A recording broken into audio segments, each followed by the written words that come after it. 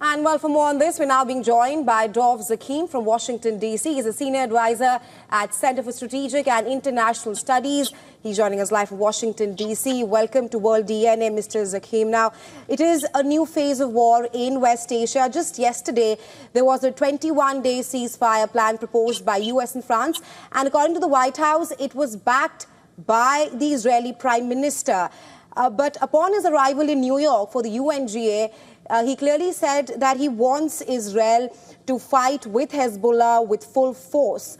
What led to this backtracking by the Israeli Prime Minister? Well, it's not really clear. First of all, thank you for having me. It's not clear that Netanyahu backtracked in this case. It's quite different from Gaza, where he's clearly been not interested in any kind of arrangement that would free hostages and have a ceasefire. As you heard the American spokesman say, the Israelis were aware of the offer. That's very different from accepting. And it's clear that Netanyahu, not only because of Ben Gvir, I mean, he's got the public behind him, he does not want to accept it. And there are some very good reasons for him not to.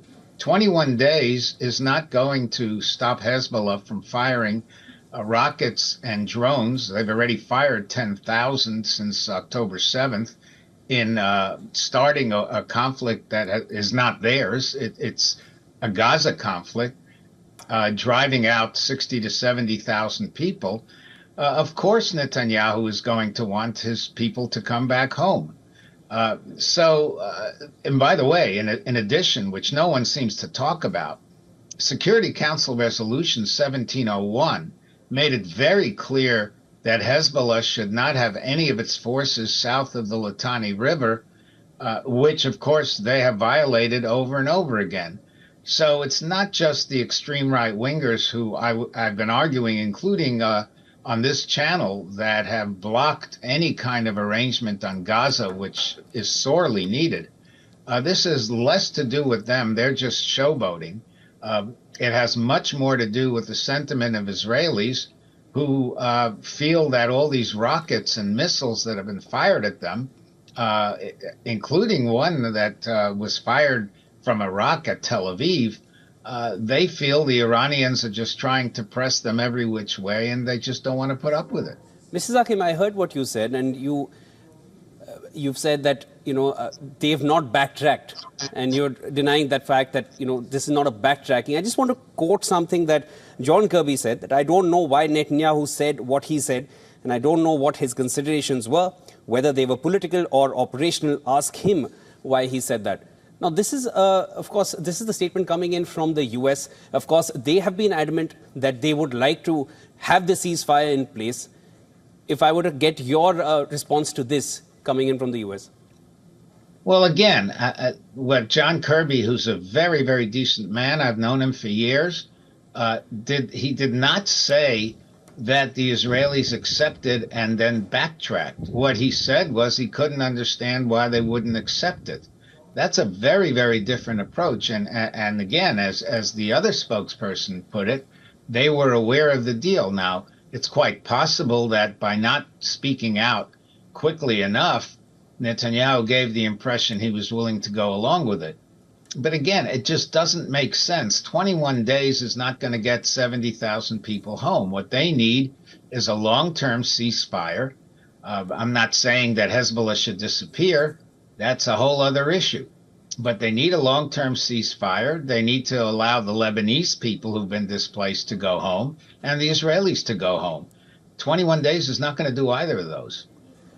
Right, Mr. Zakheem, you say 21 days is not going to let the displaced people from both the sides return back to their places. Then what, according to you, is a feasible plan? And I also want to seek your assessment that Netanyahu's conduct over the Lebanon ceasefire deal, do you think it was just an extension of how he has handled the Gaza hostage talks? And what kind of an effect will this have on the Gaza ceasefire deal as well? Well, it's very different. The circumstances are really quite different from those in Gaza. As I said, I personally believe that he could have cut a deal on Gaza months and months ago. here we're talking about an attack that continues, that Hezbollah has continued to fire rockets and missiles at Israeli civilians. He's the prime minister. He's got to look after his people. Now, how long a ceasefire should last? A ceasefire should last until both sides, the people of both sides, the innocent people of both sides, are able to go back to their homes.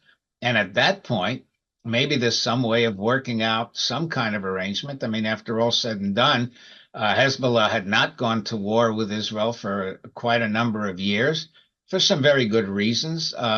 And there's no reason to assume that they would go to war again. But the key is, however long it takes to get people home on both sides, that's how long the ceasefire should last.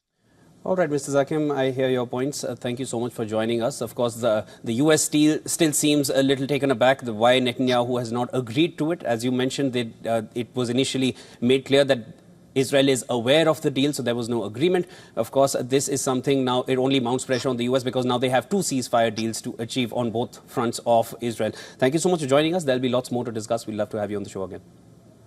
Thank you for having me.